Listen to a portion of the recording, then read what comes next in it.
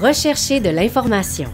On le fait tous les jours à partir de nos téléphones, nos tablettes ou nos ordinateurs. On le fait souvent pour répondre à des besoins personnels ou pour réaliser de modestes projets.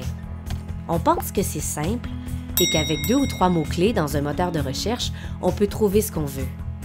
Mais on peut pousser un peu plus loin cette habileté, surtout dans un contexte scolaire ou professionnel. Premièrement, une recherche, ça se prépare. Avant de vous lancer, précisez d'abord l'objectif, le contenu et la forme du travail à réaliser. Ça vous permettra de cerner ce que vous cherchez, d'évaluer le temps à consacrer à la recherche, de mieux orienter votre démarche et vos choix.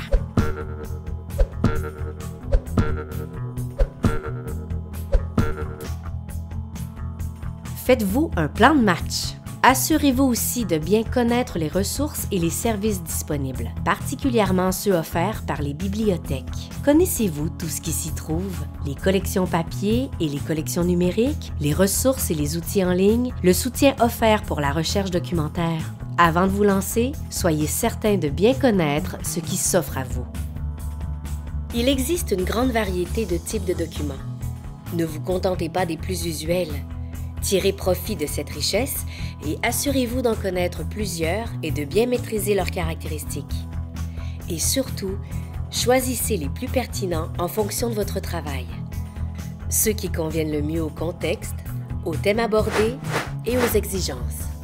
Par habitude, on se contente souvent du même outil de recherche. Explorez-en d'autres. Encore une fois, ceux proposés par la bibliothèque sont particulièrement performants et pertinents pour arriver droit au but, surtout son catalogue. Même chose pour les moteurs de recherche de certains organismes et organes de presse.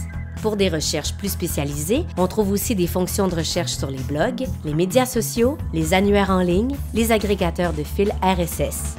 Familiarisez-vous avec le sujet de recherche de façon à circonscrire l'information. Déterminez un angle. Ça peut paraître étrange, mais déterminez ce que vous ne voulez pas trouver. Posez-vous les grandes questions classiques.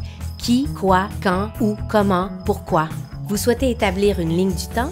Vous informer sur différentes régions du monde? Encore une fois, avant de vous lancer dans la recherche, posez-vous la question. Que voulez-vous trouver précisément? Une fois votre plan de match établi, choisissez de bons mots-clés pour faire vos requêtes. Exploitez bien les fonctionnalités de l'outil de recherche. Recherche simple, avancée, utilisation des opérateurs et ou sauf, utilisation des guillemets pour chercher une expression exacte. Appliquez la bonne stratégie et surtout soyez souple et réévaluez constamment votre façon de travailler, surtout si les recherches ne portent pas fruit. Une bonne recherche n'est pas qu'une accumulation d'informations. Dans notre univers informationnel parsemé de fausses nouvelles, les sources foisonnent, mais elles ne sont pas toutes crédibles.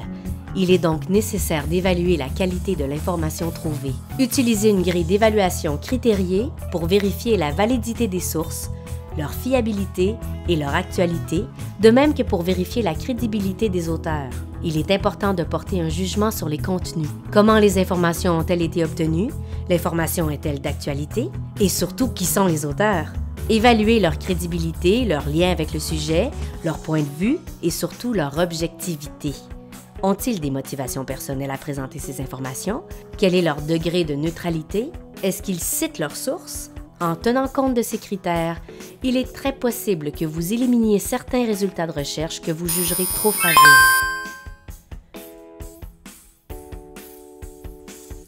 N'oubliez pas de garder des traces des résultats de votre recherche. La façon la plus efficace, mais aussi la plus rapide et la plus pratique, quand vient le temps de traiter ces informations, de citer ses sources et de produire sa médiagraphie, est d'utiliser un logiciel de gestion médiagraphique qui permet de conserver et de classer facilement vos références. Titre, auteur, sujet, résumé, éditeur, lien URL, date d'édition et de mise à jour. C'est aussi une question de respect de la propriété intellectuelle. Il importe de citer ses sources avec rigueur. Conservez aussi vos documents référencés en recourant à un système de classement efficace. L'information numérique prend de plus en plus de place dans nos vies. Ça implique de nombreux défis dans un univers au contenu et aux moyens infinis, en constante évolution.